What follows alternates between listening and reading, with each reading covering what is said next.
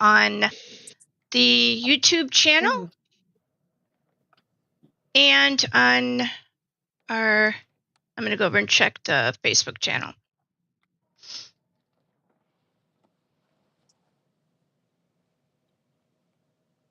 Just in case we're actually live on this thing right now. Trying to get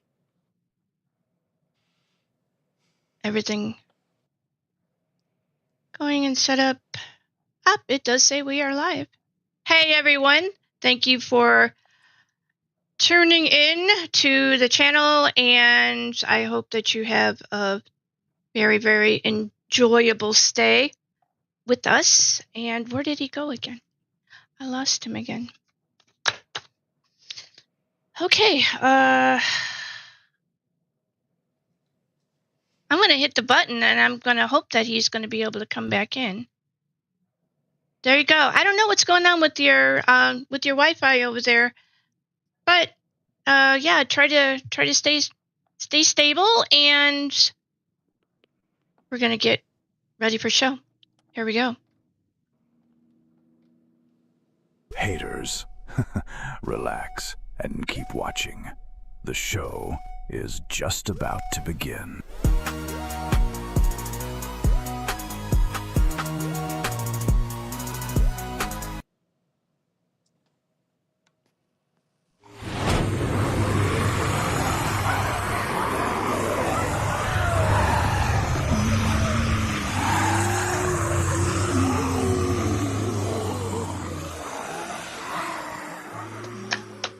Yeah, all right, welcome in. So for one night only, we are going to be bringing together people who transform ordinary spaces into nightmares. They craft in fear, and they spend countless hours honing their craft and bringing that experience of haunt to you, the guest. And whether you're a seasoned haunter, a horror fan, an inspiring scare actor, or simply someone fascinated by the art of immersive terror, you're in for a fantastic night tonight. Throughout the evening, you will be hearing stories from the trenches. We're going to be discussing challenges and rewards of haunt industry, sharing memories, and celebrate the creativity. There's passion, there's dedication, and all of these people here are very much a part of that. They make the haunt experience what it is for you. And I am absolutely thrilled to bring all of these people to show. Thank you so much for attending, and we are going to bring one of you at a time, and you're going to tell a little bit about your background and your story of how you got into doing this. And so we're going to bring up Sammy. Oops, wait a minute. Hey guys, what did I just do? I don't know what I'm doing here. I'm new to this. I bounced him out of the room. Oh my God, that's so rude of me. All right, Sammy, just give a little background of who you are and what it is you do. I think I'm still here. I hope so. My name is, I see you. My name is Sammy Castle. I'm going in my 13th season haunting. I didn't get into it till a little bit later in life, but I found a passion for it and a love of it pretty quickly, and an affinity for it, I guess. I am also a movie and TV actor. So I've done some bigger background stuff, but a lot of local films. I'm also an improv comedian at the Idiot Box in Greensboro, North Carolina. And I am going in my 7th season at Kersey Valley Spooky Woods, nationally ranked most all the time. Thank you so much for that. Appreciate you. All right, we're going to go over to Zach, and we're going to bring him up on the big screen. Give us a little background about who you are and what it is you do. Started haunting back when I was 16. I'm from the Cincinnati area, so back then Kings Island had just started. Got the bug then. Always been into the acting, the performance part of the art, so traveled around, did TV film work for a while, and then some friends back here home in Cincinnati started a haunt out in Williamsburg, Ohio, invited me to come out. They were trying to do some things at the place, and yeah, from there we built big shows and have expanded the whole place out here. So it's a lot of fun. Your sound was breaking up toward the last part of that. So can you repeat, please? Yeah, my sound is. Yeah, it sounds wonky. Go ahead and bring it again. All right. Sorry, is that any better? I don't know until you start talking. Let's go. Yeah. So nope. It's still chopped up. I'm going to go over to Profanity the Clown. Maybe you can figure out what's going on with your sound. Thank you so much. Appreciate you. Let's see. We're going to go this way. All right, Profanity. I see you got your buddy there. Oh, hi. Hey. So, Butter, I hear you're his mouthpiece, eh? Yeah, a little bit. Yeah, a little bit. Can you give me a little background on that clown you got over there sitting there? Well, Nathan, the manager over here, he dug us up on the side of the road one day after, trying to find a new talent. So Profanity over here has been a long time scare actor for about 97 years, and he's travels and bounces back and forth. He's a stand-up comedian, sucks at it. Shut up. Oh my. And he's looking to have a great time and scare the living shit out of people. And he's very unpredictable. Yeah. I like that in the clown. But clowns are supposed to be unpredictable, right? No, not him. No? He's weird. Thank you very much for that. I'm gonna pop over to Matt. Give me one sec. Let me take that down over here. Go like that, and I'm gonna. I almost said the same thing that I did to Sammy. Hey, I got you. Hey. Matt, give us a little background on your haunt story. All right, I've been in the haunt industry for 20 years this year. I started when I was 19 years old. Started at a small regional haunted house back in East Tennessee, where I'm originally from, and slowly moved my way west. It was in Knoxville area, Sevierville, Gatlinburg, working for Ripley's for several years there, full-time at a haunted house. From there, I moved to Nashville. I worked with a couple haunts in the area, ended up with Nashville Nightmare in the Nashville area for 4 years as the head of their makeup department. I also was the performance manager with them for a year or so after they were acquired by 13th Floor Entertainment Group. From there, I moved to Southwest Kentucky, where I'm currently at, and I'm currently employed full-time with 13th Realm Haunted Attraction in West Tennessee. Thank you so much for that. I've done a little bit of everything. Yeah, we had a pretty long talk, so we're going to get into it a little bit more in a hot minute. I just want to get everybody over here to have introductions. Now we're going to go over to Twisted 3D Juice. How you doing? I'm doing. How are you? I don't know. I got a bunch of clowns over here. I got a bunch of haunt actors. This is pretty cool, though. I love this. So just give us a little bit of your haunt story. My name is Chad. I'm also the lover behind the mask that is Twisted Juice. I've got about 7 haunt seasons under my belt.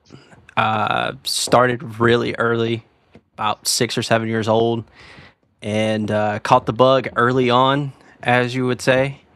And I've been to a lot of haunted houses. 13th Floor, been to Creepy Con in Tennessee, Nightmare Dungeon, Creepy Hollow used to be my home haunt.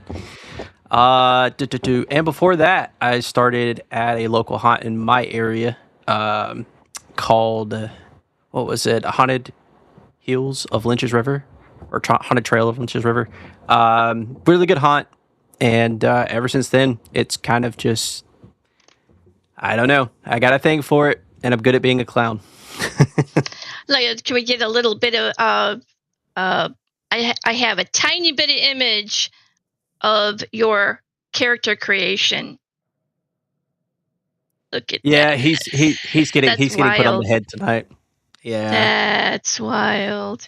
All right, so I'm gonna go back over and see if I'm just gonna go take that down there, here, and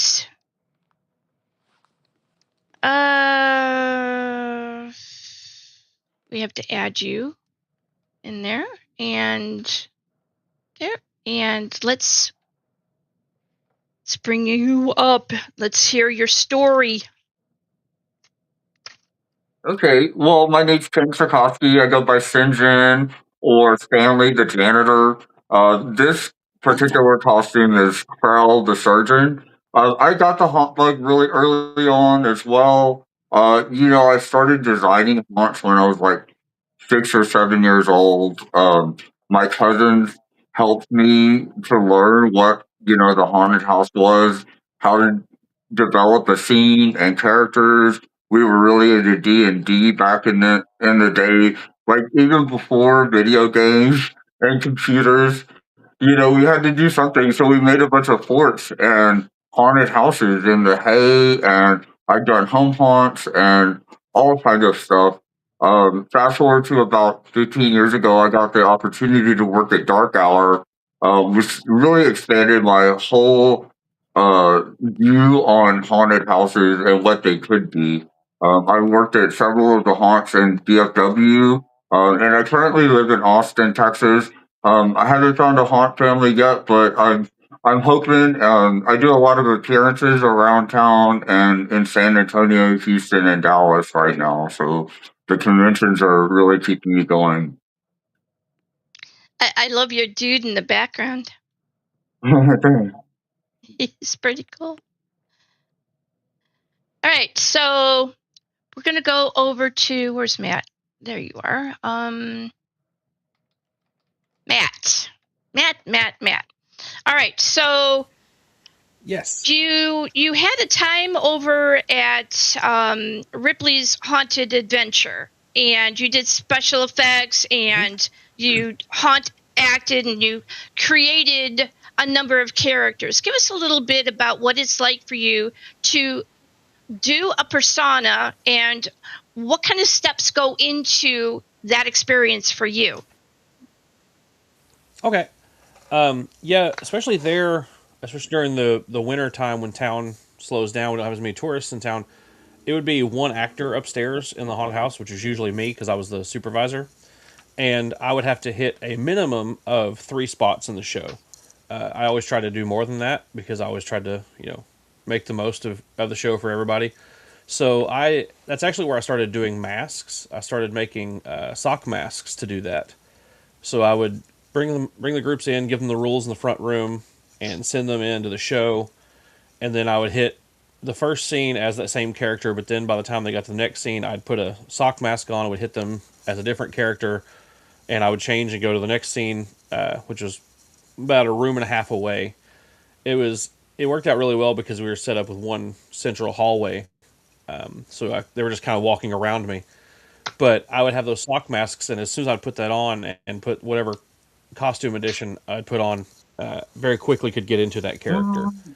And I try and do that, and I try and teach that when I'm training actors, have a way to quickly get into your character. So if you have to do something, or say someone comes in before you're expecting them to, you can quickly get into character and not be caught off guard.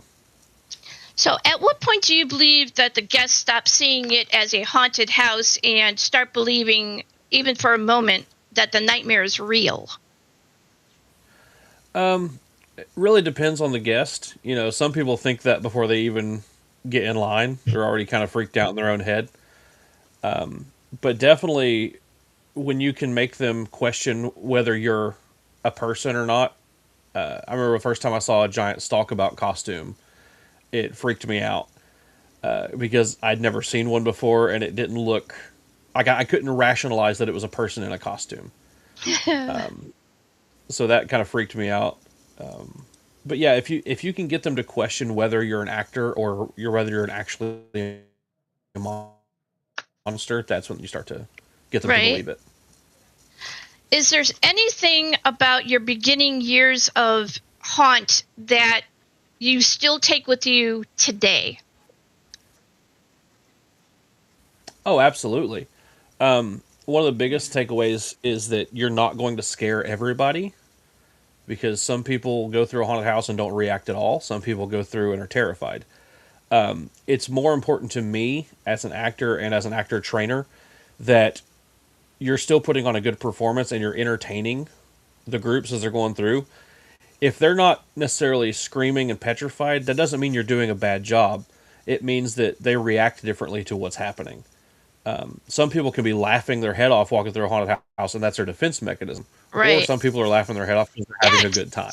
Some people, when they are frightened out of their wits, they will, I wouldn't even say resort to laughing. Their psychology immediately goes to that laughter because they are shocked. They're shook out of their minds. They have no real understanding of what they're seeing. Right. Yeah, it's almost like a reflex defense mechanism. They're trying to disarm the situation by laughing.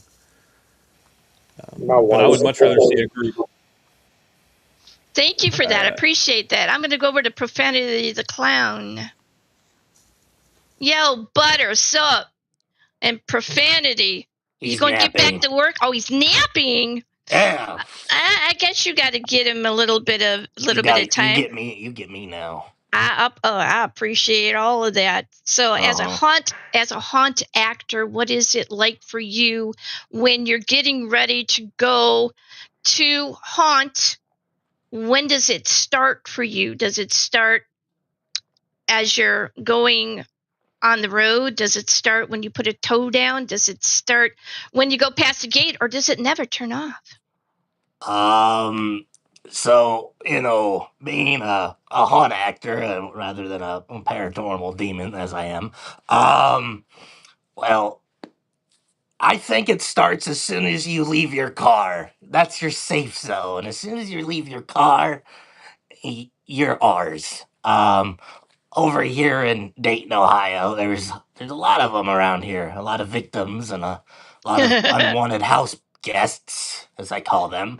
But I think it starts as soon as you walk through the gates of the haunt, get out of the car, and as soon as you set your eyes on the name of the haunt, you better count your days. You have a very special name, and I hear that was accidentally found. How do you accidentally find your haunt name? So I was, as I said, some guy named Nathan, picked me up on the side of the road, and he took me to a haunted house and said, "Hey, work here. It's fine." So I didn't really have a name. I think my name was Bob or whatever. So I asked, "What's the rule on cussing?" And they're like, we're family friendly haunt. So no cussing. So back then I didn't have my good old, so I was barefoot. So I stubbed my toe in one of the rooms. And I said some pretty choice, interesting, colorful words. And it said, "Watch your profanity." I said, "My name is Profanity, goddammit. Fuck you." So afterwards, yes. like, oh, okay. I hear, rumor has it that you've tried to change up the persona when you are at haunt, and that just doesn't seem like it's working. No, we got this character named Mr. Unbirthday. He's a jolly fat little guy, and he's like a Mad Hatter, and like, but he really doesn't click with people, and I do. I enjoy that the most. What's the last really good scare you've had? You can talk about? I was at a place called Dayton Scream Park. Fantastic family, love them to death. Um, and I got a person to like faint. Uh, they thought that I was a mannequin. I stood with the mannequins and just was like, and then just ran towards them at full force with the air horn and laughing like, just doing really weird crab dance, and they didn't like that so much. I love that. I think that's fabulous. And a clown, does it fit your personality, or is it something that you walked into and this entity said, "Hello, you're me now. I'm you now." So, I've been dabbling in the clown arts for quite a while. When I was just a wee little honker, I would do clown stuff at my school and, carnivals and do our balloon animals and face paint and all that. Uh, and then, I never thought about becoming a scare actor until 7 years ago, and somebody offered it to me, and he dragged me by my neck all the way back here, and here I am now. And now you're in my house. This is crazy. I love that for you. Thank you so much. I appreciate you. We're going to go over to Sammy. And there you are. Let's see. Oh, there you are. Yes. Hey, we meet again. Yes. What is it about special effects artistry that you enjoy so much, and how has that led you down the haunt path? I don't know. I like the jumping into different characters. Doing a lot of film work before I got into haunting, probably about the same time, but film work a little bit. One of the first things I did was a zombie film, and I had a full makeup done. And then when the movie kind of took off and they wanted to screen it in my hometown, we did a special after scenes where I got a full zombie death kind of the zombie squished my head, so I got the squish head thing. So then when I got into haunting, it was I liked being able to they would give me different characters all the time at the first haunt I worked at, and so they had different masks, and I was most time out front because I picked it up pretty quick, and I would most time get glued into something, which give me even more freedom to explore my character and what I wanted to be. So prosthetic and having it and there you go, and having that on there. Some that I have spoken to that do haunt say that once that prosthetic becomes attached to them, mm-hmm. the whole persona seems to move different. It sounds different. It has a full life to it.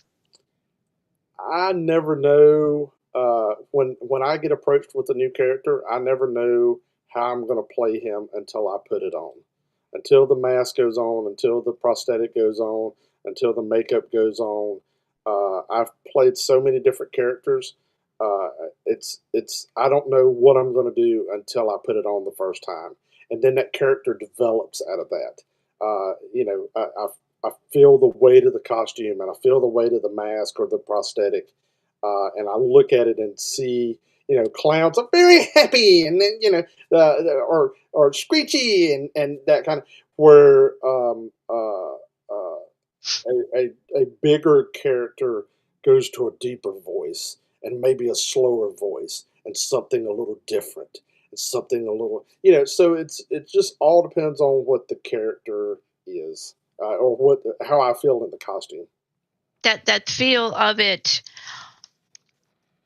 You have a lot of aspects of haunt that you have done, and I hear tell that you didn't start doing it when you were young. You started doing it kind of like when you were middle young. Give me a little of that. Yeah, I was 44 before I got into haunting, or, well, no, 40, I guess 40, yeah, 42. Uh, I got into haunting. I got into acting when I was 40. Um, my kids played softball, and I spent a lot of time doing that, coaching and Give doing. me 1 second. Zach, whatever's going on in your background is it's really intrusive. It's loud. Okay, cool. I need you to mute your mic.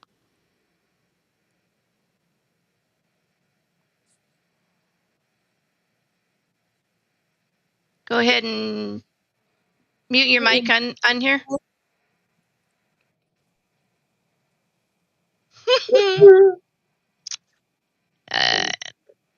Yeah, and I'm picking up on you too. So, all right. I got you. All right. So I am sorry about that. Go ahead. Keep going. So once they kind of got gone and went into college, I realized that I was bored. And then I had a friend, some friends in north of me whose daughters was in high school and was teaching herself special effects makeup, and she got hooked up with a group in Burlington, North Carolina, and they wanted her to come down and do makeup for the haunt. Well, her parents didn't want her to go down there by herself, and I was like, well, I will take her and go spend time with her, and I'll just sign up to act. Right. I ended up spending twice as much time down there as she did because I really fell in love with it. Even though the first night I worked in a tropical depression outside as a zombie.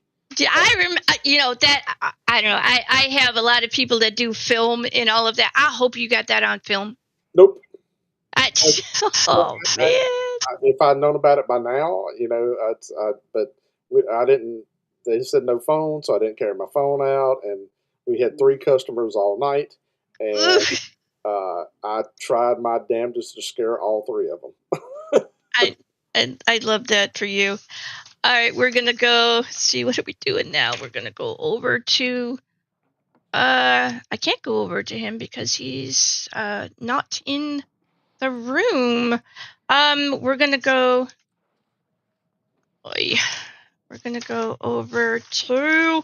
Survey says. We're gonna go over to Twist. And there's your spotlight. There you go. All right.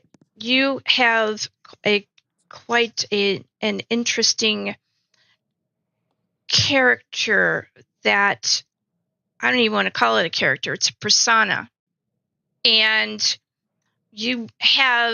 I've seen photos. I would love to actually see you in action, but I've seen these photos, and in the photos you can tell. I don't think the human Chad is in that persona. I think when Twist is out there, that's all Twist. Talk about it. Hold on, let me switch my audio settings. My headphones are cutting in and out. My bad. That's all right. Let me know when you've done that.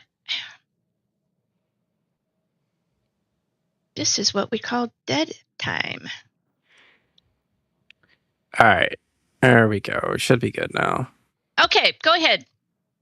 So take the question I just gave you and run with it. I got like bits and pieces of it. I'm sorry. Okay, don't worry about it. I know we're all new here. This is my first time doing this.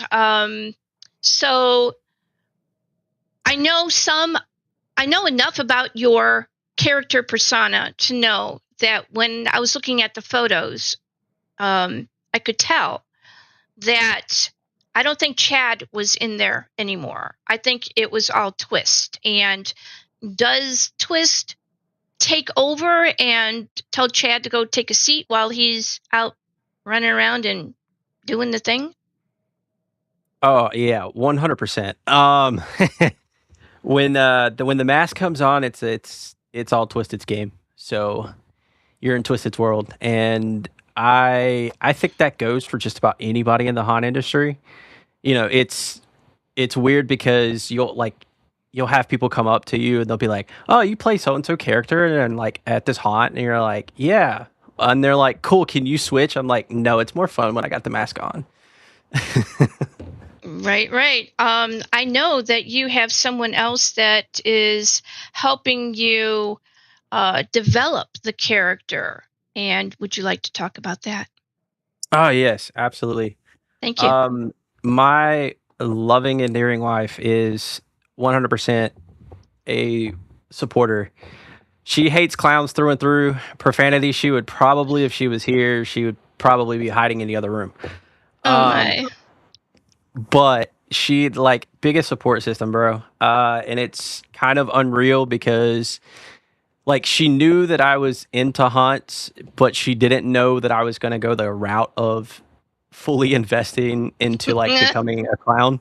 So when I told her, it was, you have to imagine how that conversation went, but it was like, you sure you want to do that? And I was like, yeah, I just naturally know how to be a clown. And it's like, she's like, okay, I'm full game. And so that was setting up to, I think now I've gotten, renditions of my outfits, from the mask selections to mask creation. Like she is definitely a big like support system and says, oh, you should add this because no other clown has it, or you should do this because no other clown's done it. And I'm like, cool. So definitely a vocal point.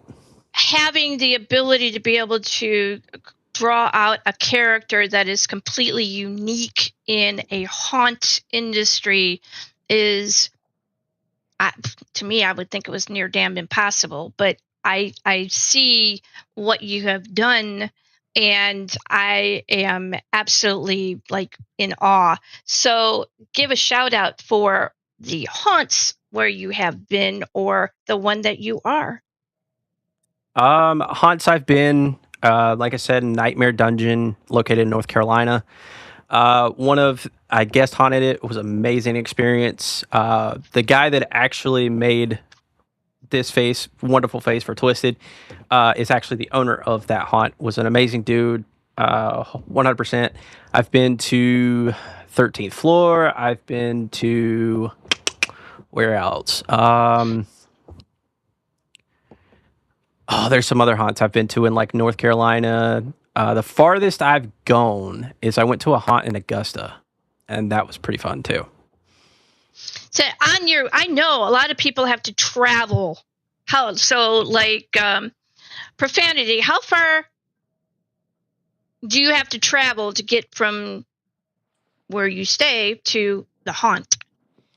Well, as of right now, I don't really got somewhere to go because again, we I like to say that we self-sabotage ourselves. We get kicked out because we're not family friendly. But it's not that far. Usually, maybe about 20 minutes or so. The one that I'm trying to go to right now is about an hour away. But me being a psychotic clown, I don't have transportation, so it's a little difficult. I think I might try to help see if we can get that changed up a little bit. Matt, how far do you got to travel? Oh, my daily commute to the haunt, because I said I work there full time, is an hour and 15 one direction. So a 2.5 hour round trip to work every day and back. And let's see, we're gonna hopefully, Zach's, your sounds are still really wonky, Zach. What is going on? It sounds crystal clear on my side. I got no issues. I got all kinds of static over here. But anyway, now that I got you on here, how far do you have to go from your house to haunt? Well, it depends. If I'm going to the actual home, it's only about a 15-20 minute drive, but on the usual when we work, we camp here on property, so however many steps from the bunkhouse to the work site on the property. Twist, how far away do you got to go? For my home haunt, Creepy Hollow, definitely about a 30 35-minute drive, give or take. Cool. And I am trying to get the other guy, but he keeps popping out. All right. All right. Well, we're going to go over to another section, and hopefully you'll be over here. There is, who am I missing out of here? Let's see. I have you. I have you. So you three. And I've got Twist. And I think we're missing Zach. Here we go. We're going to add you. Put you in here. All right. So I have some photos that I want to show. And I'm going to go and do that. Hopefully.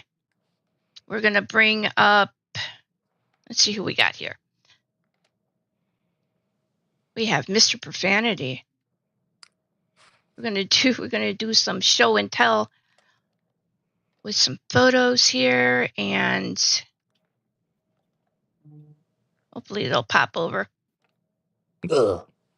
Check you out. So that's when I do my pretty face. I love this one. Oh my goodness. Let's see if I can get this a little bigger so people can really see it. I don't want to go out of the lines here. There you go. Talk about that particular character and how you developed it. So my roommate, he made that costume from scratch. He sculpted it, molded it, and it was supposed to be Steamboat Willie, but we didn't have the rest of the costume yet, so he decided, and it was Christmas, so he decided to do that. And a lot of people did not like him because it was frightening. I can't hear anything. Who cannot hear any? Who cannot hear? I heard that. Oh my. All right. Just going to go to the next photo. I just back from Disney. Okay, how about that? So that's after that Christmas Mickey. That is Steamboat Willie. We to promote the new movie that came out, Screamboat. We decided to well, not me, roommate guy, decided to make the pants, get a hat, and really completely mutilate him. The eyes are from a Halloween mask. They're digital and they blink and stuff. But he met David Howard Thornton dressed as that, and David Howard Thornton loved it. It's a cool look. And we're working on a newer one right now as we speak. See, I don't know if I have. Okay, so that was that one. This one. There we go. Speaking of David Howard Thornton, that's me. That's me standing next to him. That's when I had purple hair and wasn't going bald. Yeah, so very nice guy. I was actually, no pun intended, terrified. I mean, if you get a chance to meet David in makeup, highly recommend it. It's so uncanny and it's creepy. I felt uncomfortable near that man. And so, fantastic. That was at CreepyCon in Knoxville. Let's see. I think we have one more. Hey! That's you and your buddy. Look at that. Oh my God, he remembered you. He remembered you. Oh, you didn't. I shouldn't. I love it. Thank you so much. I appreciate you. Welcome. All right. We're going to go over to, let's see if I can go back. Where are you? Let's see if we can get you in here. Okay, there you are. Do you look pixelated? Are you feeling okay? Oh no. I'm trying so hard. Nintendo 64. I'm having flashbacks. Me? Yeah, I feel Yeah. fine. Everything seems fine on my side. Oh, oh wow, it's completely and totally pixelated. That's so wild. But you know I, what I'm gonna do? I'm I gonna don't know bring you. why. It's okay. Don't worry about it. I'm gonna bring you on the other side, and I'm gonna show your photos because your photos, man, your Thank you. photos, bomb diggity. So let me get over here and help you out. Did you have a question for me? I have all kinds of questions for you. I just can't keep you Awesome. locked down. Hang on, give me. Let's see where. I do believe that's yours. Yes, it is. Okay, give me. I'm going to go all the way to here. There you are. You see yourself?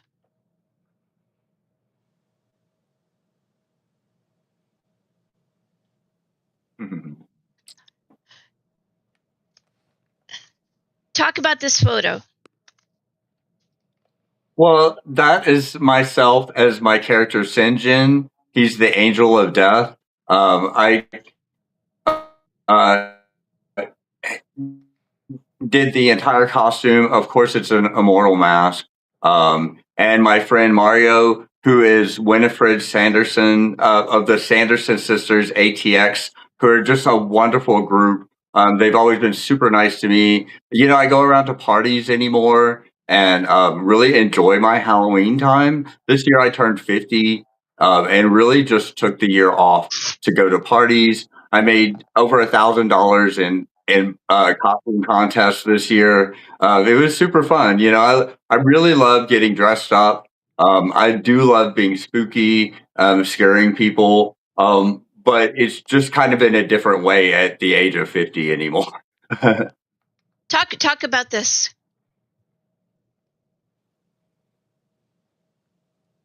Oh, this is my friend Jessica the Nun.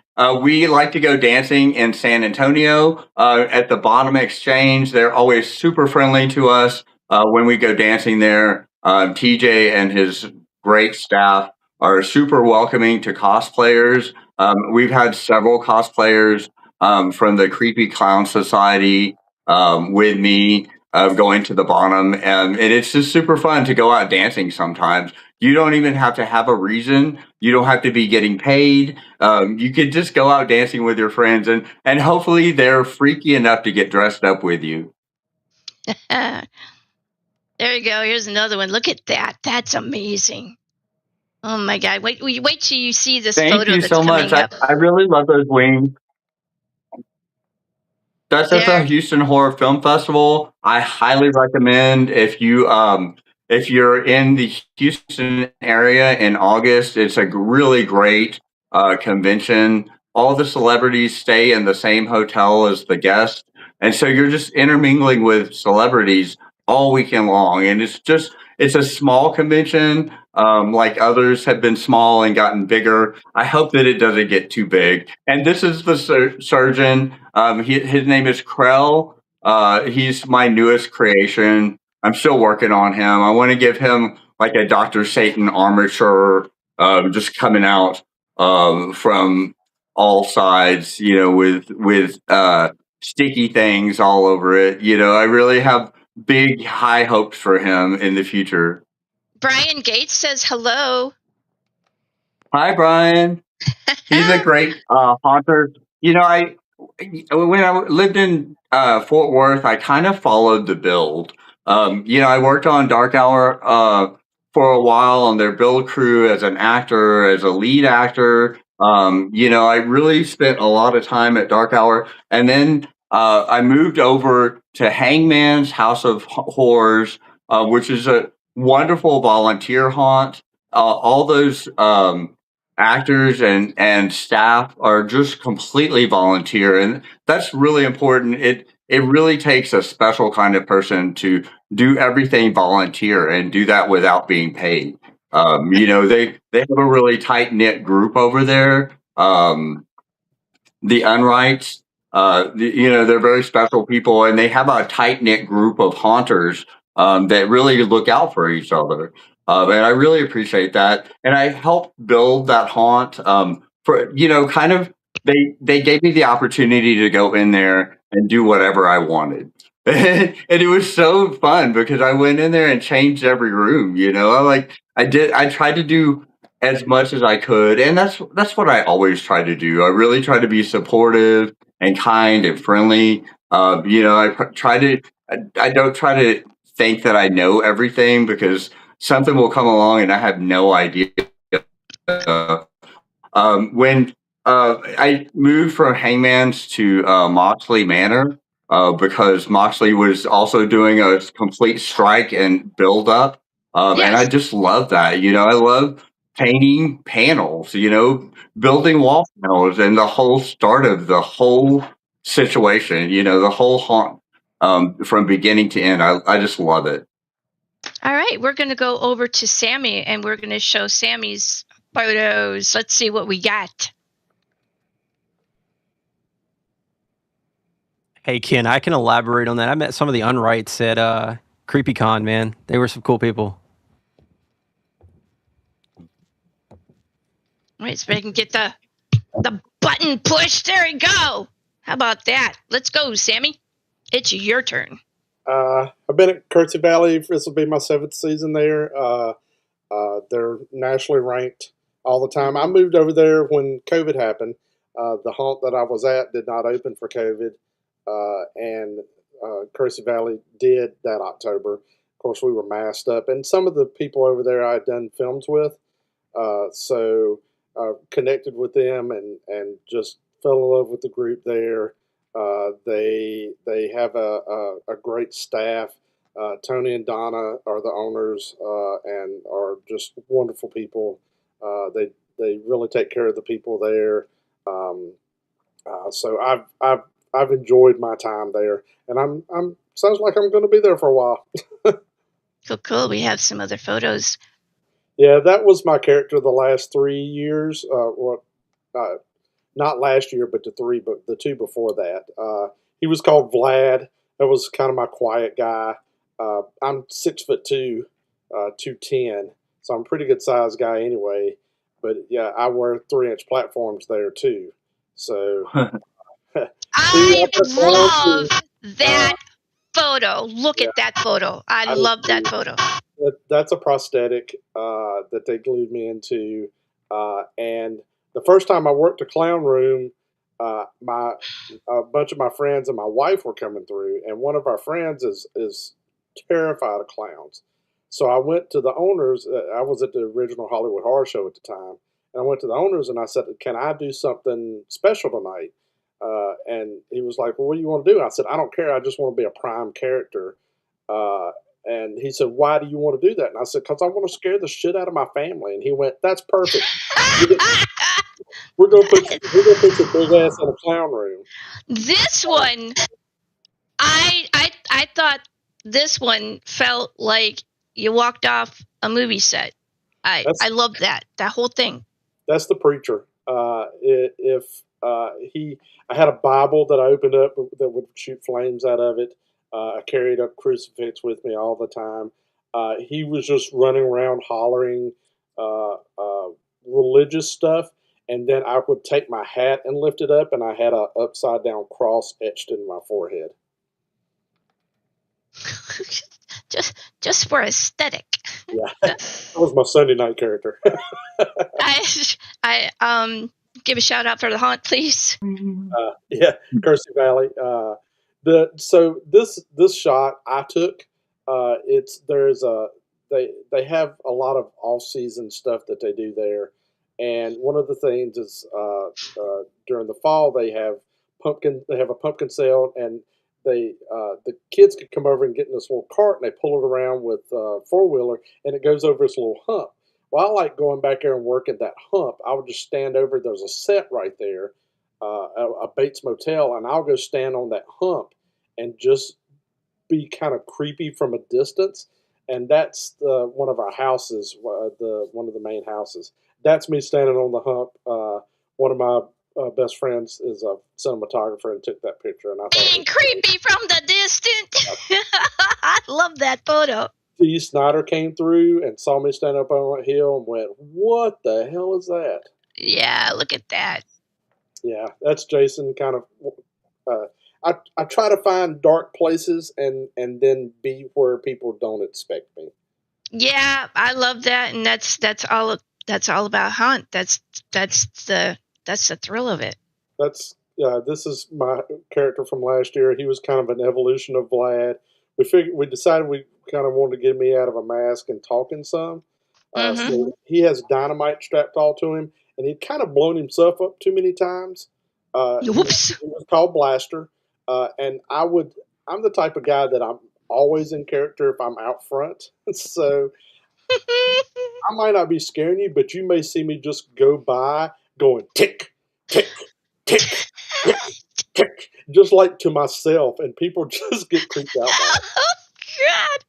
Woo, buddy. All right. We're going to be moving around. Moving on. Let's see if I can do this.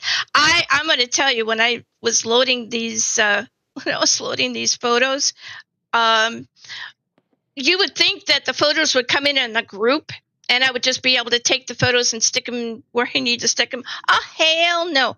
They were interacting, well, not interacting with each other, but I don't know, maybe they were. They were reshuffling everything. And so I had to continuously go through these spooky pictures.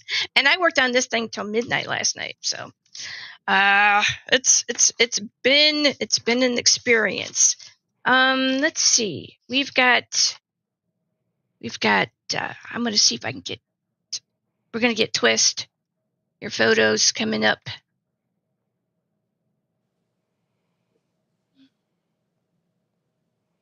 Oh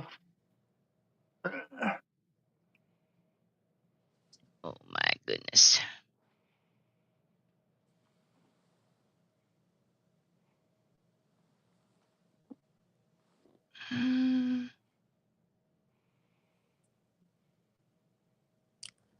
There they are.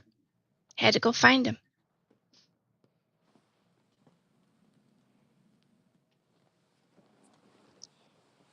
Here we go. Check this guy out. Hey, Twist. Go ahead. So this photo was surprisingly done by one of my main tattoo artists. She recently got into like her clown character. She's established it now. And so we decided to basically get a bunch of clowns together and do a clown shoot at our local south of the border. You talking about a fun time. Definitely was sight unseen. People were not ready for that. Not ready for that either.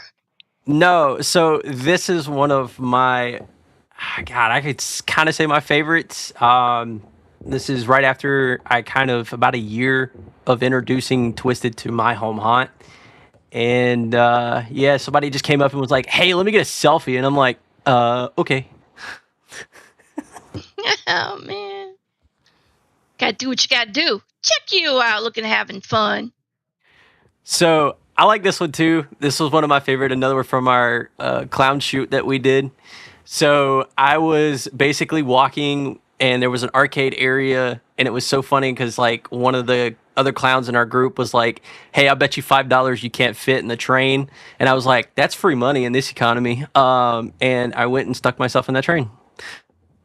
Did you get stuck? I did. It was kind of like after the camera got like that shot got taken, it was kind of tough getting back out. That was definitely made for kids. So. One of my kids, when they were older, they decided they wanted to clown around, so to speak, and they went in there and they were like, "I am stuck."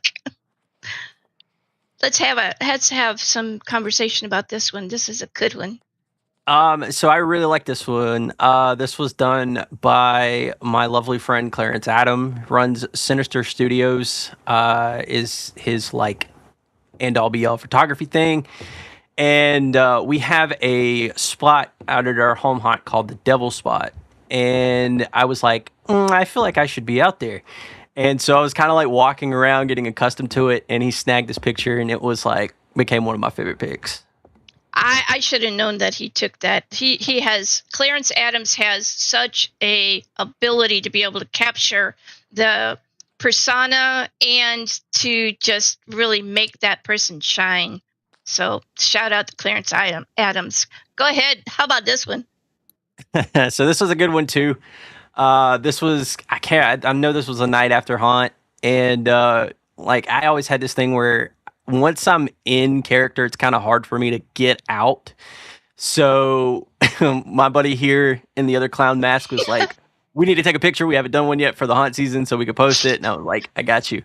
So we grabbed that clip real quick. Yeah, I love that. And usually after haunt is when hunt for hunters starts. This one, that is the silver tuna right there. So this photo was done by a friend of mine named Mason. He runs a really good photography company. And in this one, it was, God, dude, it was fun. It was definitely a shoot. That's for sure. What is it like for you to be in persona and not at a haunt? Does it feel different, or is it just another part of it? At times it feels like it's just another part of it, really. It's kind of just, I guess for me as a haunt actor, it's easy to flip and it doesn't really stop. So it's kind of, the persona's just there and it's easy to flip in and out of it really quickly. All right. Let's see. Whose picture? Raise your hand if I did not do your pictures yet. Okay, we're going to go over to Matt. And get your photos. There you are. And there you are. There you are. Woohoo! Talk about this. Yeah, this is a project I got to do earlier this year. I used to work for the Escape game when I was in Nashville. I worked in their production facility in Smyrna as a lead scenic artist, and I left the company when we moved to Kentucky, and they've since hired me on as a contractor, and they brought me into this one. This is a new experience they were putting in. It's a really in-depth, really detailed gem mine experience. So it's a little bit of a departure from the normal games. So it's not an escape game, it's a gem mine. But all of the same level of detail and quality. And we had to come in and do all the rock work, put all those beams up. Those are real those are 8-inch cedar beams all through the whole thing. We had to come in and seam all of the rock panels and blend it all together and paint it to make it look like real cave walls. About how long does it take to go from concept to actual production for something like this? Oh, from concept to production. This is actually a quick one because they already, gem mines already existed. There wasn't like puzzles to figure out. But when we were doing a game design, we would spend anywhere from 6 months to about a year just doing development and figuring out what games, what puzzles we want to do. Then we had to figure out how to make them. That was always my favorite part, was figuring out how to make things work. That is my... So, funny story about this character. There was one episode of a Nickelodeon show back in the 90s. It was not a horror show, but they had one scary episode. The show was called Salute Your Shorts. And there was a character that they told a ghost story about whose name was Zeke the Plumber. He was the camp's janitor, and he had gotten his nose bitten off by a parrot and couldn't smell a gas leak and lit up a cigar and blew himself up. That character stuck with me, and I've had this at conventions. I've had it at CreepyCon. I've had it at Transworld. I've had it several different conventions. There's always a small group of people that will see it and go, "Why do I know this?" And it like unlocks a core memory for them. And well, I so won't tell you what. When I saw that, I was like, "Why does that seem so familiar?" that is Zeke the plumber. I love that. All right, what else we got here? Uh, Let's see. How about that? That is a piece that I sculpted for the Escape game, for one of their more recent games called the Legend of the Yeti, and that ended up being actually part of the final step of the puzzle. You have to find this item and place it inside of this, and they'd give me an AI image of what they had an idea of, and then me and a buddy sat down and sculpted that in about 3 days. And now it's all over their marketing. It's in every Legend of the Yeti game that they open. That's some of the fake rock that I had to sculpt for that. I said, give me like 5 to 7 photos and show me your process. And I was like, that's got to have a story. So now you're stuck with it, and you got to tell me what this piece is. That is a sculpted stone for that gem mine that I showed the entrance to at the beginning. All of that is a combination of foam, like spray foam, like great stuff, and an epoxy dough. So we sculpted the epoxy dough to hold the final forms over top of the foam armature, and then all painted to look like real stone. Because we had to create a distance around that beam, but we had to make sure that it was within ADA compliance. So we had to make sure we can control the depth. Right. Yeah, because when you're going and you're putting a haunt scene together, you not only have to make sure that you get it aesthetically looking right, but that has to go to code. And not a lot of people talk about the fact that you guys have to follow the rules. It's not just you throw a bunch of stuff and see what happens, because you might find out what happens, and it could be bad. Yeah, you have to know all that ahead of time before you start building, or you could spend all this time building a scene, and the fire marshal come in and go, nope, and then you can't do anything with it. And I've been to a few haunts where the fire marshal has shown up, and there's particular something that they're not able to do, and so they really do have to rework all of that or not have that scene. And it's wild because there is no national standard of how fire code is enforced.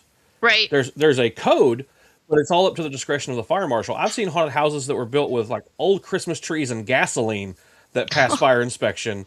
Oh my God. But ones that are like, that one will have like one thing out of place, the fire marshal shuts it down. So it's really up to the discretion of the fire marshal. Oh my! All right, talk about that scary thing. That's one of my burlap scarecrow style masks that I make. It's a latex infused burlap, so it keeps that look and feel, but it doesn't fall apart. That's my boogeyman character. Those horns are gigantic, but they weigh next to nothing. So that mask in total weighs probably 1.5 pounds. All right, now we're gonna go over. Who's that guy? That's me doing some scenic work again at the Escape game.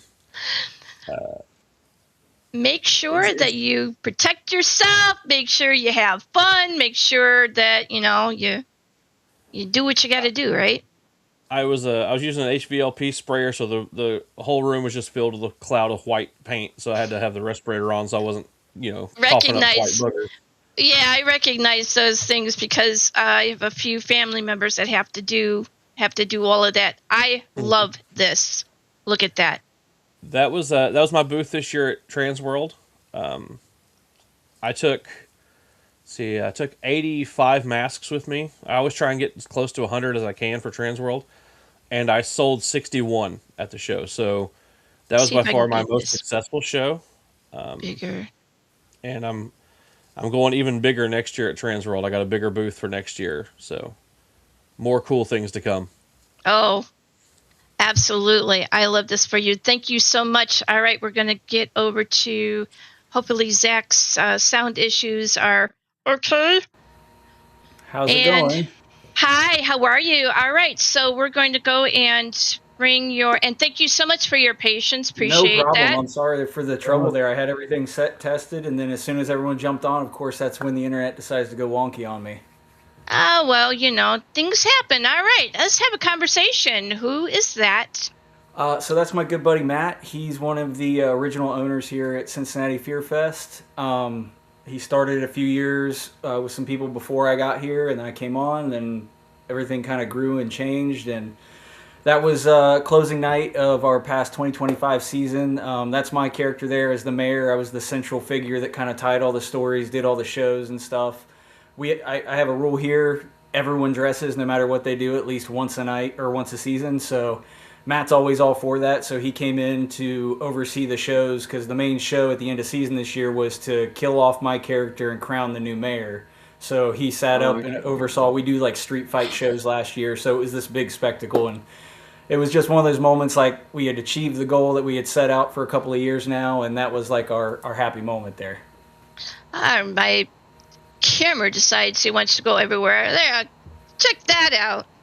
For sure. So that's my good buddy Joey there. I can't do anything without this guy. He's been a godsend. He's our main builder, one of our main actors. He's the only other dude here full time with me. Where 24/7 we say like it's two guys that did this with some help here and there. My main saying is that's why we have a Joey. If there's a problem, if there's something out of place, if there's something crazy, or you need someone to do something crazy, he figures it out, gets it done, and then we're like, yeah, that's why we have a Joey. There you go. So that is why they call me the Rooster. I had a running joke of I'd shave my hair into a mohawk eventually, so we did it, and I was like, you know what, you call me the Rooster, so I dyed it red. So that was in the makeup trailer, getting all that stuff together right before I was going out for the final night. All right, give me 1 second. I have to go check to see if there's anybody new that has come in. Not yet. All right, so we're back to where we were, and there you go. Cool.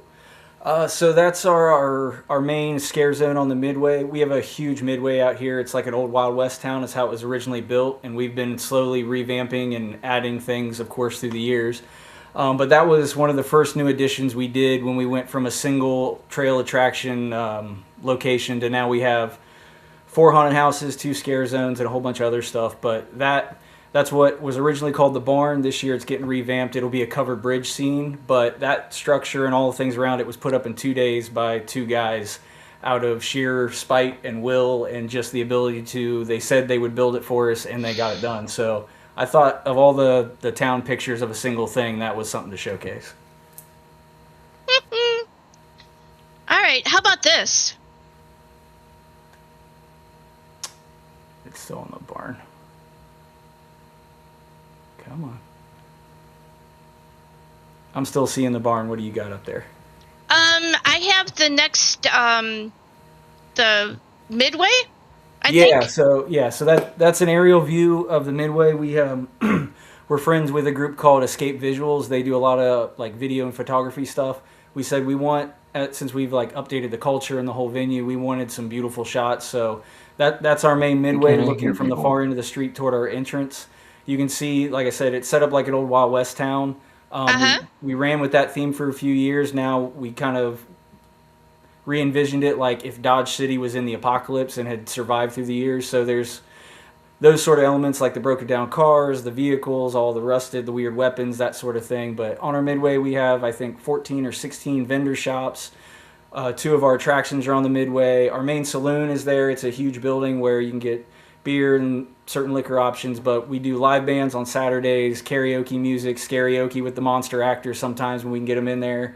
Far into the street is our like pinnacle bar called the Neon Rooster. Yeah, you can see it in the corner there.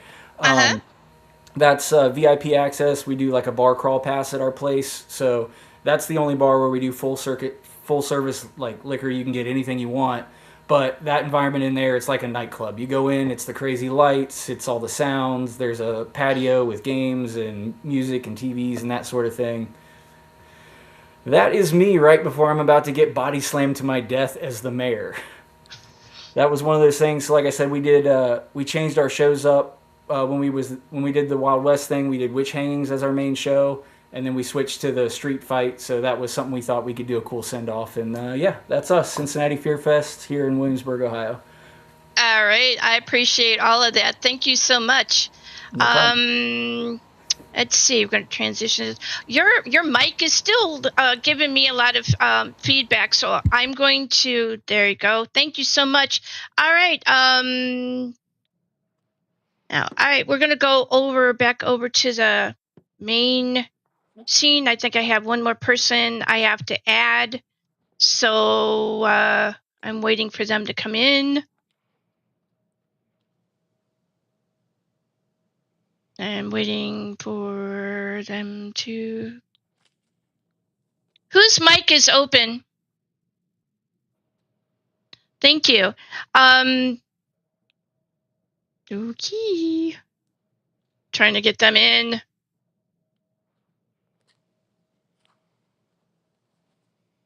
Okay. Well. What? All right. Are you in the other section of it? You are not. I am.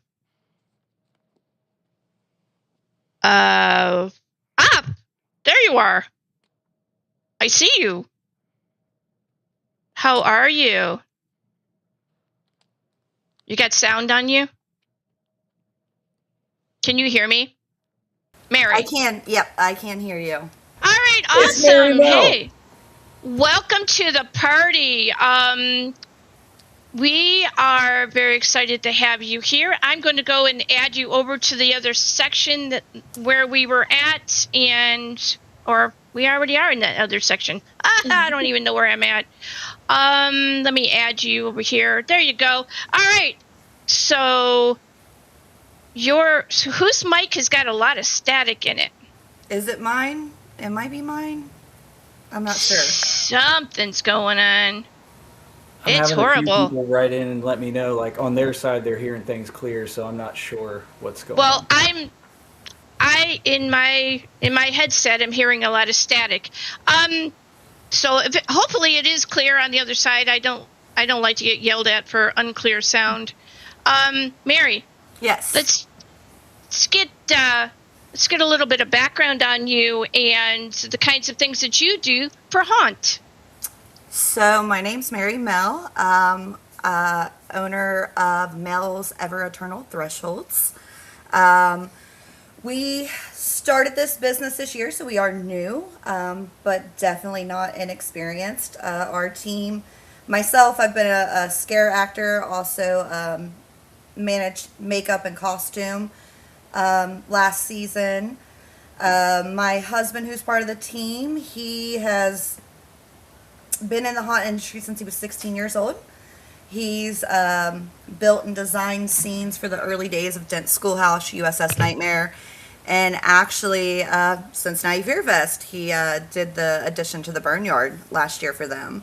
And then our right-hand person that is starting this with us this year has about 9 years experience in acting, has managed the actors department of a haunt, help train, build scenes, and so on. So we've got a lot of experience. So we are new this year to the field, but definitely not inexperienced. So we originally started out as a paranormal tour company, and this year we kind of was all talking and decided to do this pop-up haunt. We did halfway to Halloween, and it was a huge success. So it's kind of a little bit of where we're at right now. Give me a bit about that, because I have never heard of a pop-up Halloween haunt. How'd you do that? So it was a crazy idea. Like I said, we were doing the paranormal haunt or tours in East Fork State Park, and we're like, hey, what if we threw like a haunt aspect to this? So it is mobile scenes that we build and set up, so we can literally tear down, set up within a few hours. And it's usually through woods. That's where our main goal is like a haunted woods or a haunted trail. So we we pop up these scenes using different things like, pop-up tents, canvases, props, things like that. We have generators and battery-powered lights that we run, and it's crazy that we transform an area of nothing into this amazing trail within just a couple of hours. I love that for you. So why is haunt so important to you? Oh, it's Halloween has been a passion of mine since I could walk. I mean, it's huge for me, and for not just for me, but I can speak for my team as well. It's a place that we can be whatever we want to be. We can express our emotions. We can make a world out there that most people don't see. And so, again, I started just 2 years ago in the haunt part of it, but absolutely love to just transform these things and make these characters and bring it all to life. All right, I have some photos that I want to show. So for you, and see, where are they at? I am getting some crazy sounds are really loud. I need. What am I doing? I'm going here. Slideshow. All right, so we have.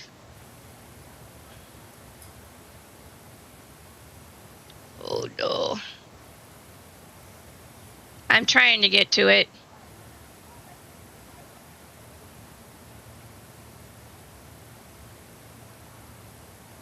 I'm going to have to take some of these other ones out so I can get... I only have so much space to work with in here. Give us a little bit more background while you're waiting for me to stop screwing around over here. I'm not really sure where to start at. Like I said, there you go. How about start there? Okay, so figured it out. This was actually from our Halfway to Halloween. We at the end of it, we offered our customers to kind of come in as a big group. Not all of them wanted to be in the pictures. Not everybody loves pictures, but that is our band of little misfits right there. So it was truly a fun, successful night. As you see, we've got our different ones. This picture here is from one of our shows that we put on at Halfway to Halloween of our chainsaw fight. You can see the Soul Collector there. Mr. Giggles was our announcer. And then we have Billy Bob, who they do their action. It's like an actual chainsaw fight. That's just kind of a picture of all of our different characters that we have that we use in our pop-up haunts. So, and there's a larger picture of this. So after everything is done, we have to do an after show. I will put up all the full pictures so everybody can see. Because I think some are cut off. Sorry. It's all right. And this, I'm gonna see if I can make it a little bit bigger. So actually, can we hold on that one for just a second? Okay. Yeah. All right. And then there's our logo that we've created. So again, we're very different. We're not just a haunt. We actually combine paranormal with the haunt. So we give our customers the opportunity to do a full-blown paranormal investigation with us, which really adds to the aspect of the haunt because they get to find out what's really out there before they're going through this haunted woods. Right. All right. So I know that you got a surprise coming in. There might be somebody else that wants to join call. I do. I'm going to bring in my right-hand person. Okay, cool. So I'm sure, I think he should be clicking on the link now. And then we have a huge surprise to put out there. All right. I got to let me know when they've clicked. I'm going to go back to our original spot so I can hopefully bring them in. And and do that. So you, with your haunt experience and with your husband and the people that you have met along this haunt experience, what is that like for you? What does that mean to you? It's really big for us, and we've met amazing people on our journey. And to be able to bring our business to life means a lot to us because we wanted to make a place where people can be a family, where people can feel comfortable and appreciate it.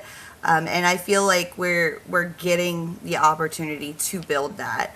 So it's so big for me because I feel like in the haunt industry, you do find that family. You do find that band of people that just comes together that maybe didn't fit somewhere else. So it's big. Mr. Profanity, how are you doing? You doing good through this? What the fuck? Where the fuck did you come from? I don't know. Yeah, I love this guy. I'm doing pretty fine. Yeah, we're just you want to know a little fact about me? I would love to know a little fact about you. So I am one of the. I mean, I would like to consider myself, because I've never seen it before, I'm one of the few haunt characters that have little friends with them. He doesn't go with me because he's fucking heavy. You calling me fat? Yep. So I have little demon things with me. Yeah, I'm the frog that got ran over in Frogger constantly. But yeah, so you just they're ugly. But yeah, so I just have a little banter. I like to talk to myself when I'm not like going up to people. I'll just be like, "You're ugly. You have no life." You're here and you can see him, but he's at the bottom of the screen. I don't understand. I do not. What do you mean it's at the bottom of the screen? Bottom of what screen? It shows like he's in the list, but he's not blue on there. Oh. Like he's on there. I don't. Maybe I gotta. Oh my God. I There told he you it's is. my first time doing this. I don't know what the frick I'm doing. Welcome to the show. Thank you so much. I know. I see you. Whoa.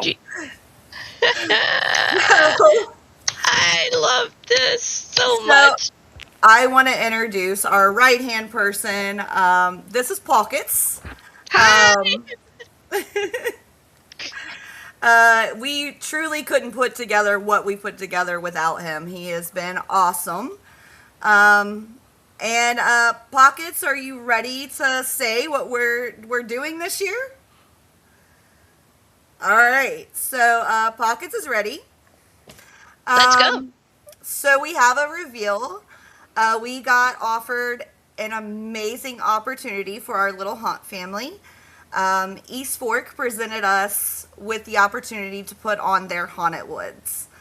So we actually have a schedule for the 2026 season. Mel's Ever Eternal will be doing pop-up haunts and paranormal investigations at East Fork Park. Yeah. Congratulations. I love this for you. I am absolutely thrilled that you're going to be able to do something that you've been wanting to do for years. I want to put Pockets up on the big screen. So just give me a second. Let me see if I can do that. There you go. I have to figure out what I'm doing. Hey! There's Pockets! Yay! Wanted to give him that little bit of. He loves to make his faces. I think this is going to be such an exceptional thing for you. You guys have got a lot of experience going into it, and I give all of this like 10 zombie thumbs up. I think I have one more. Let's see if I can get over. He's getting a snack. That's so good. He likes his bananas. And I'm whatever gonna. you do not call him Caesar, okay? We do not call Oh, Pocket Caesar. Yeah. what happens if you do that? Pockets goes a little crazy, and it's very unpredictable. So nobody get any salads, nothing that got that kind of name going to it. I'm gonna throw this up here too. So just whoops, wait a minute. Yes, Yep, I want that one. yeah. I want that one, but I want that one. Look at you! Oh my goodness, I am like scared out of my mind right now. I don't know what I would do if I ran into him, and I know I'd probably do some very bodily foul things. He's had that happen a few times. He has. Oh my gosh! I love this for you. You Pockets are loved, definitely loved. Look, that's my favorite, right there. That one. All right, let's do this and that. I think I have one more thing of. I'm just gonna go take that out of there. Yes.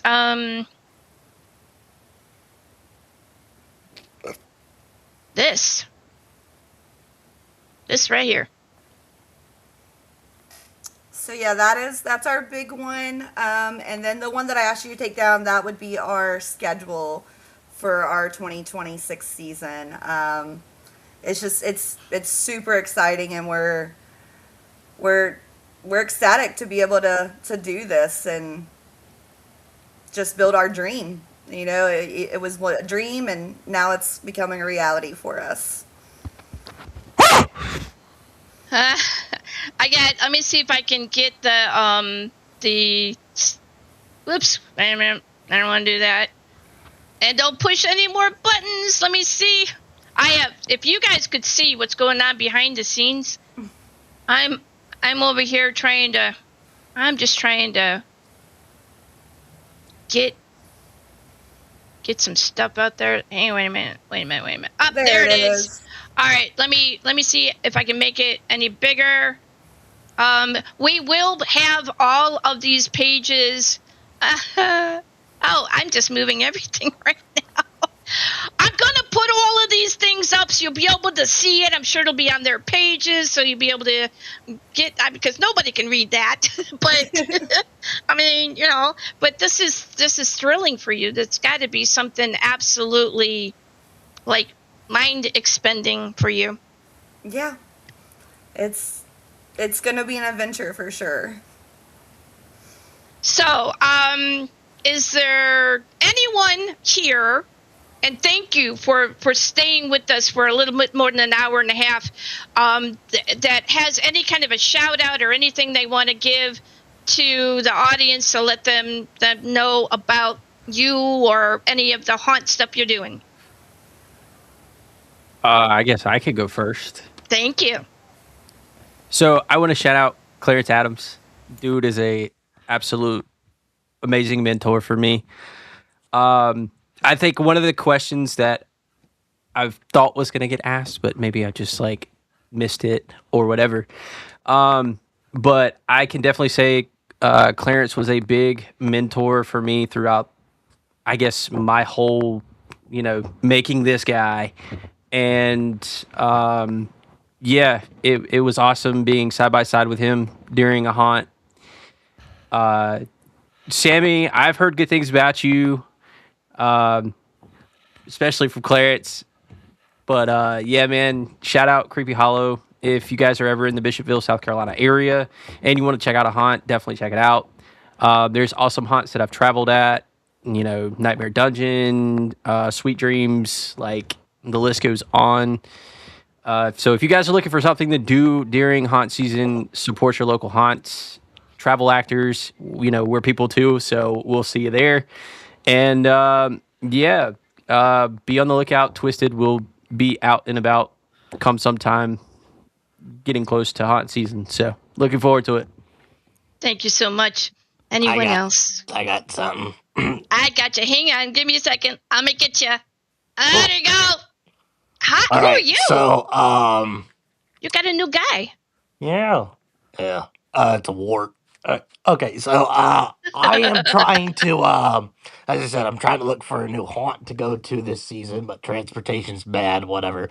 Uh but um but I had an idea that I wanted to try, but I also wanted to make it a mental health awareness and stuff like that. But I want to trying to go skydiving in character as like this, and I wanted to make it a as I said, bring awareness to mental health, haunter, and on the lines of Haunters Against Hate. They're a wonderful foundation as well.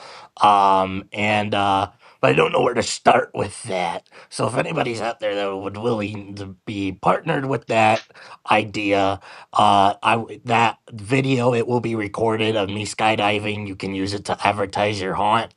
Um, yeah. So if anybody's looking for, that's me. I loved your heart. You have a big heart. I love that. No, it doesn't. If it doesn't get eaten by somebody, I'm gonna tell you that's gonna be an issue. Is there anyone else that would like to add anything? If I skipped over anything, I'm so sorry. I got a lot of stuff on my plate here. Yeah, a couple things here. First off, to you, sir, I'm glad that you're bringing a lot of awareness and stuff with your character, and you have a lot of passion for it. I thought you said at the beginning of this year in the Dayton area. We're Williamsburg, Ohio, closer to Cincinnati. I think it's about an hour from Dayton from where we're at. So if you're looking for a home haunt, we have a whole attraction dedicated to freaks, clowns, that sort of thing. It's right on the midway where you could interact with a lot of people. So if you'd like to come out and talk to us, I would love to meet you in person. Secondly, Matt, your mask, I met you at Transworld and your booth. We bought 8 masks from you, and guys, he's legit. It's great quality. He thinks of actors first when he makes them. Like, they're comfortable, they fit well, they function well. So thank you for that too. But yeah, and thank you for hosting this. I appreciate that. Not a lot of people see the haunt world as other than you buy your ticket, you go to the experience, and you go home. Every haunt that I've worked at, it's our motto here, and it sounds like when I meet people from other places, it's a big family no matter where you go. So yeah, thanks for getting us all together and giving us a place to talk and just having a good time together. I appreciate you. Thank you so much. Is there anyone else who would like to have anybody? I'll go next. I hear who is saying am I on? Oh, hang on, wait a minute. Oh my goodness. Where are you? I can't find you. Hang on. Oh, there you are. There you are. Here I am. I thank you so much for showing up. This guy, oh my God, this guy. You are number one, an incredible human. Number two, your cosplay is absolutely bar none. And I'm so glad that I got you on here because I'm going to go over and I'm going to show your photos. But give people a little background about who you are and what you do and how haunt is important to you. Well, I used to do haunts. I don't know more. I do appearances at haunts if somebody wants to have me. I'm actually on social media mostly known for Leatherface from the Texas Chainsaw Massacre, 2003 and 2006. Cause me and Andrew Bernowski, we have this kind of like similar build. My hair's long now, and when I started posting my Leatherface, the beginning on social media, it just blew up. I got almost 7 million views on one of my videos, Yes, you did. and and even Andrew himself messaged me and said, I'm the guy playing him. I'm not getting as much love as you are." I'm a little So jelly. that's what he said, and but it all started out Jason. Jason Voorhees is my favorite horror character, and I started out doing him. I still do them. Part 7, Jason Goes to Hell, and that's what got me. Then when I started doing Leatherface, It's my recognition just launched big time, and so it's been surreal. It's been like a dream come true. I didn't think I was going to be hugely known for Leatherface. Mostly, I thought it was going to be for Jason, which I have, but not like Leatherface. It's it's been incredible. It has. I If anybody's any Texas Chainsaw Massacre fans in here, and I'm going to add you to this other section over here, and then we're gonna show your photos, because okay. these are amazing. So I got you in here. All right, thank you everyone that is holding through here, and I am so glad you guys are going to be able to see these photos.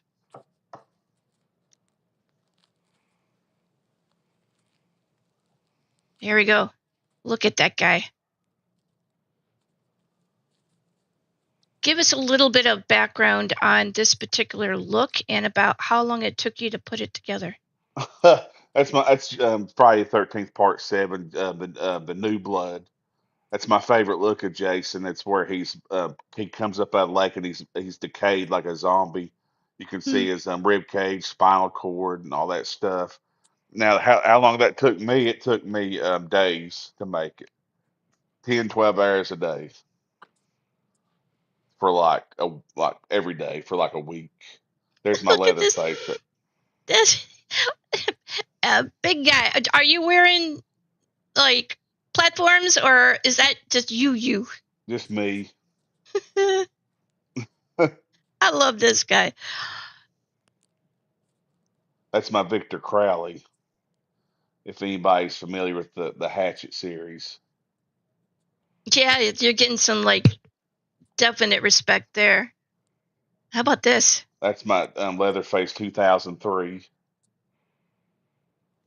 And like, some people think that it doesn't take a whole lot of planning to be able to put a look together for something like this. But I know that you're pretty meticulous when it comes to getting the idea for the look that you want, and then making sure that you have the pieces parts to be able to do that. So in this, I hope you don't say couple of minutes. How long did it take you to put all this together? Oh no, that took another thing. It took days. It takes me hours and like days to work on my outfits, not just like 2 hours. Once you get going, where do you like? Can you give me a little bit of an idea where you source your stuff from? Well, I get it from scratch. I'll go to thrift stores. I'll order it online, pieces of it. I'll get fabric from Walmart, paints like from different places, Hobby Lobby, just to and it's my mind just being like, how can I do this? Just my mind just keeps going 100 miles an hour. Like I'm constantly thinking about it. How about this one? That's Leatherface from 2006, the beginning. Thomas Hewitt, right there. Yeah, again.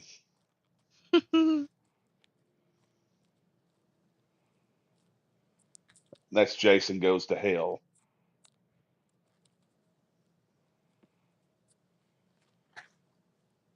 Friday the 13th, Part 8. Jason Takes Manhattan.